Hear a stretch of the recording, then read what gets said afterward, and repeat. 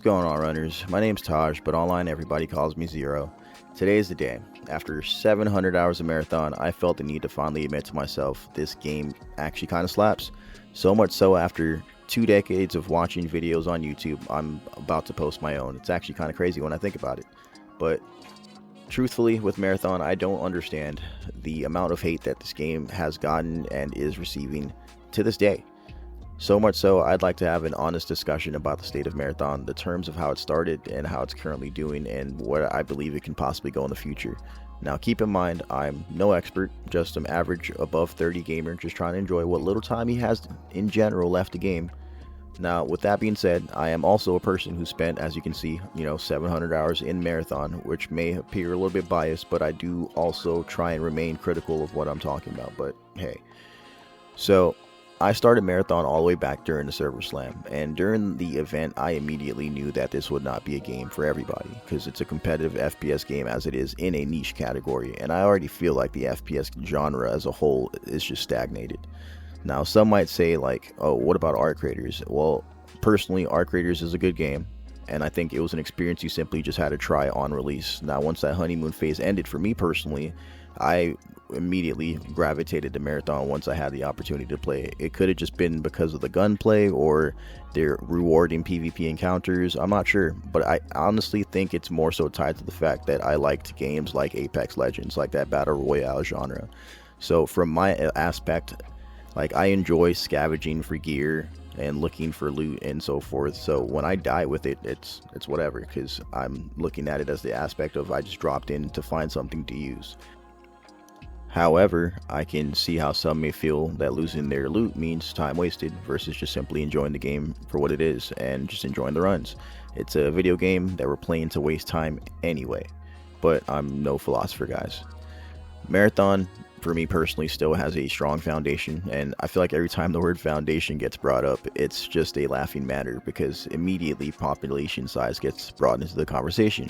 Now, while it does play a role in the overall experience, I don't believe it ties into the actual gameplay foundation I'm describing. Let's look at how it addresses the loot fear issue, for instance. I believe Marathon provides ample, and I mean ample, opportunity to re-gear or at least get yourself to a good starting point for another run.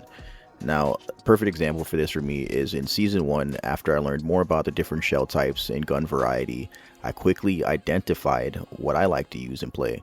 So just like everyone else, I gravitated towards the bully. For 500 credits, I can buy my favorite gun. Now all I need is to unlock shields and then possibly backpacks, and I'm good to go as a base kit for my runs, maybe some health. Now, this completely eliminated gear fear for me.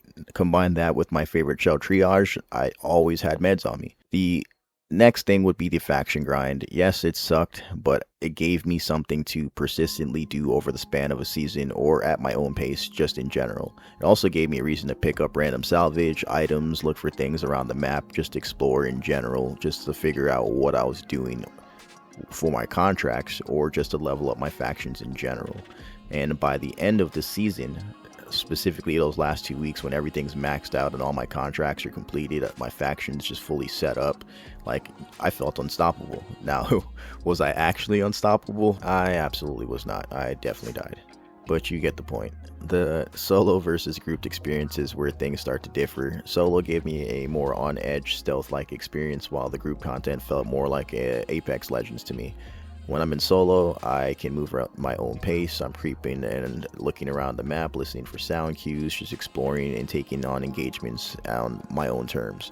With the group content, on the other hand, I'm full sprinting around the entire map trying to find teams to engage with. Now, this not maybe every game, because there are games where I'll trio fill and try and, help folks with contracts or whatever they're working on. But at the end of the day, I feel like the average player in Marathon is here to shoot their gun at another player. And that's perfectly fine, folks. You should be able to play the game however you want. That's the whole point of this conversation. The crazy part is some of my favorite runs in this game come from simply going from zero to hero on a free kit. If you ask me why, I'd say it's because the closest experience for me to feeling like a battle royale, and I know people don't like to hear the term battle royale in their extraction shooter, but again, play the game however you choose to and get the enjoyment from it that you get. So I enjoy finding and upgrading my loot off bodies of players mid-match, mid-run. This is part of the reason why arc raiders personally didn't mesh for me. While I could upgrade my guns, I couldn't swap my bags or my shields on the fly. Combine that with the third person peeking and a desync, I was just out. It just wasn't going to work for me.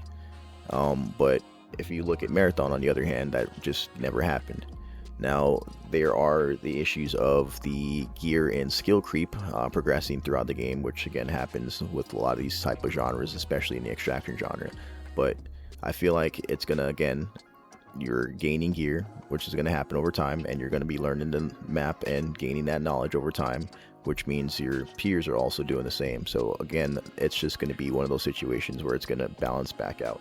Like, I get that some people may feel that, oh man, I'm dying every single time, but let's just try to approach it from a different angle.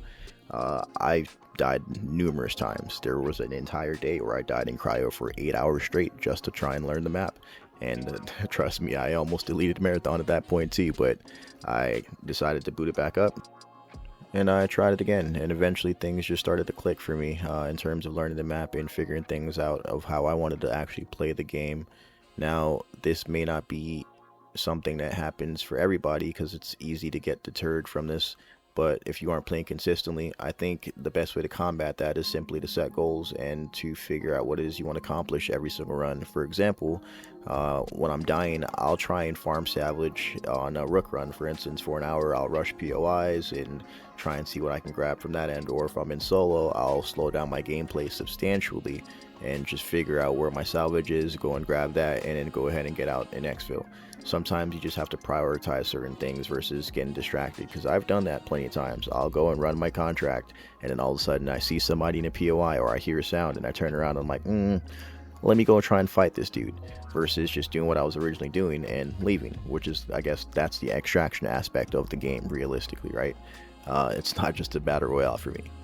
Which leads to one of the next biggest points of contention in the game right now, and that's the trio fill experience for the average player. I still feel like everyone is constantly bringing up the fact that trio filling sucks, and I don't disagree, but I feel like that's in any video game in general that has an online multiplayer mode. You never know what you're going to get, and that's kind of the whole point of the game mode. You're matching with random people. So at that point, realistically, if you want something more consistent, because I'm a pretty introverted person as it is, but I still chose to join Discord channels so that I could find plenty of friendly, amazing Discord channels out there from really dope creators online, whether it's Mylan or Marshy or Seraph Max. There's so many dope creators out there. From that perspective, though, you have the opportunity to get out your shell and just engage with the community, which is kind of reminding me how things were when I played Destiny originally and trying to do raids. I started a guild, I started joining Discords and talking to people online, and it was a really good time to be in the Destiny community back then. And I'm trying to feel that same sense of community, or rather I do see that same sense of community with Marathon. It's such a small, tight-knit group that everyone here that I've met thus far has just been so amazing and so nice. Hopefully it lasts. I mean, granted, I have been matched with a couple players in trios that could be somewhat of a dick, but that's any game, I suppose. But speaking of Season 2 and the future of Marathon, I'll be honest, while it did add a decent amount of changes, it did add some content and, change up the gameplay or whatever you may call it. But it also introduced new bugs and server issues, which in turn was not a good start in terms of leaving a good taste in the players' mouths that tried the game during the free week. I actually don't know if lockdown even 100% works still to this day after the last update. And so here's hoping that when Vault Breaker comes out, eventually it won't actually completely break cryo. I have a lot of high hopes for this game and its future and what it can actually bring to the gaming space. I do believe that, like games of old, this can and should have multiple modes and ways to enjoy the content. With the way the Vault Breaker system allows for things to feed back into the extraction mode through the purchase of minor items or gear, I think it will allow for a wider selection of players in general to come into the extraction mode. So the conversation, or rather the argument of dividing the player base, shouldn't really matter at this point, because at this point we just need a bigger player base. So the goal in the future should be to implement additional modes and features, whether it's PvP or PvE, that can ultimately feed back into the main extraction loop. But guys, that's enough rambling for me for this video. My hopes for this channel going forward is to keep posting, commentary style videos just like this, but also gameplay videos and guides from my perspective as an average player. because I truly am an average player, but I do also feel like I can get out there and bang with the best of them. So remember guys, be safe and keep grinding runners. Escape will make you God.